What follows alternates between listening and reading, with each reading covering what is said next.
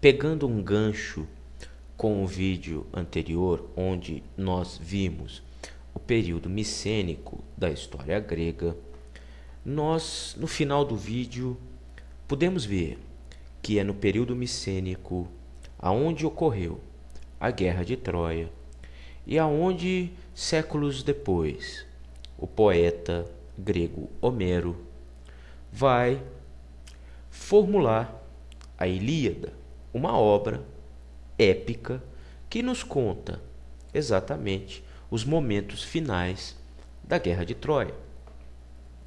Mas esse vídeo especial, esse grande parênteses que aqui abro nesses vídeos sobre história grega, é justamente para discutir com vocês se Troia e Homero são lendas ou se são, de um lado, fatos concretos da história ou mesmo um personagem concreto da história, um sujeito histórico real e concreto.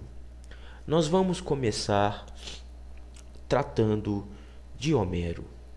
Homero, para quem não sabe, é o maior poeta grego da antiguidade.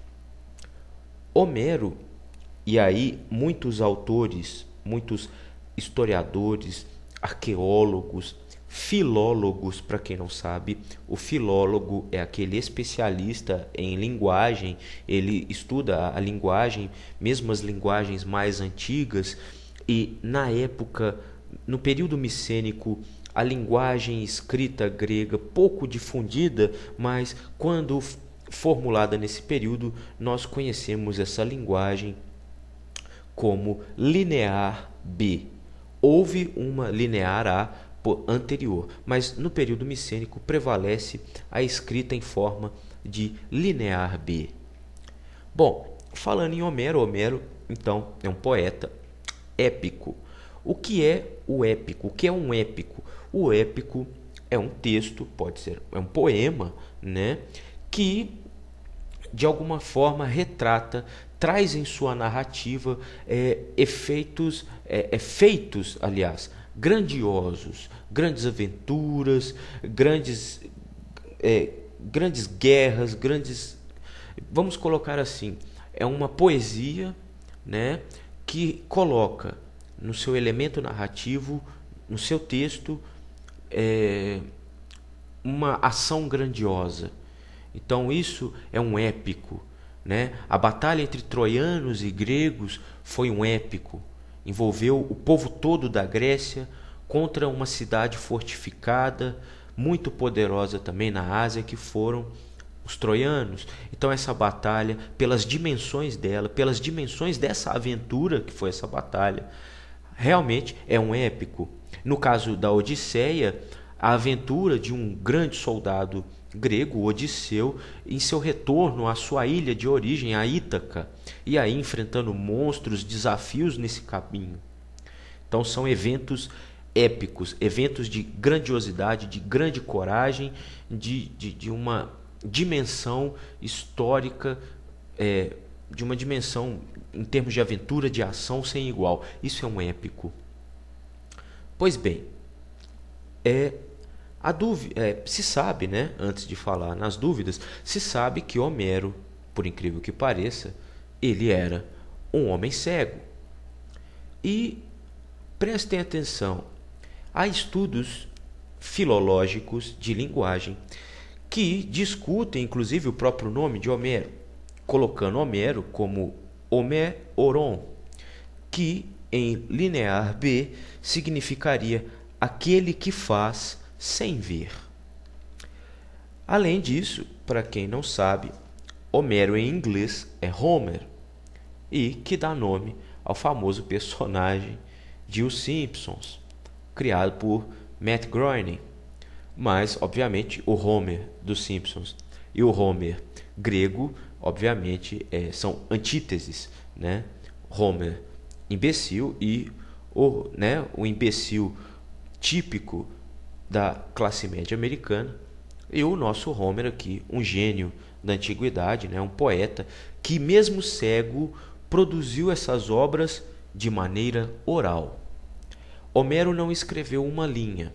Homero, para aqueles que lhe davam atenção, até por ser cego e precisar da ajuda das pessoas, inclusive na abertura desse vídeo eu coloquei para vocês uma obra de arte que é justamente a do William Bouguereau, que é Homero e seu Guia, uma pintura de 1874. Né? Então, Homero, para todos aqueles que lhe davam atenção, que lhe serviam como guia, ele presenteava recitando poemas, cânticos, e são nesses cânticos e poemas de tradição oral que vão ser recuperados esses épicos, como foi a Ilíada e a Odisseia. Mas existe uma discussão. Homero escreveu realmente a Ilíada? Homero escreveu só a Ilíada? Homero escreveu parte da Ilíada e parte da Odisseia? Ou Homero, que é uma discussão típica do século XVIII, não existiu? Que é um argumento trazido por Giambattista Vico, um filósofo italiano, que também estudava a linguagem. Isso vai, de alguma forma, começar a ser solucionado com os trabalhos arqueológicos do século XIX e os trabalhos de decifração das tábuas escritas em linear B na década de 50. No século XIX, o arqueólogo Heinrich Schliemann escavou, em Hisarlik, na Turquia, pois Schliemann, diferente de outros arqueólogos, seguiu as indicações e descrições geográficas trazidas por Homero e, a partir delas, foi fazer escavações na Turquia, aonde, no final do século XIX, nós tivemos então a confirmação da existência da cidade de Troia, na região da Turquia, em resquícios arqueológicos. E além do trabalho de Schliemann, nós tivemos o trabalho de Michael Ventris, que na década de 50 decifrou tábuas escritas em linear B que apontavam Homero citando cânticos falando sobre a construção do escudo de Aquiles, sobre diversas batalhas ocorridas durante a Guerra de Troia, como entre Heitor e Ajax, como entre Aquiles e Heitor. Ou seja, a dúvida se Homero existiu ou não, se Troia existiu ou não, só foi solucionada de alguma forma, apesar que ainda se discute muito.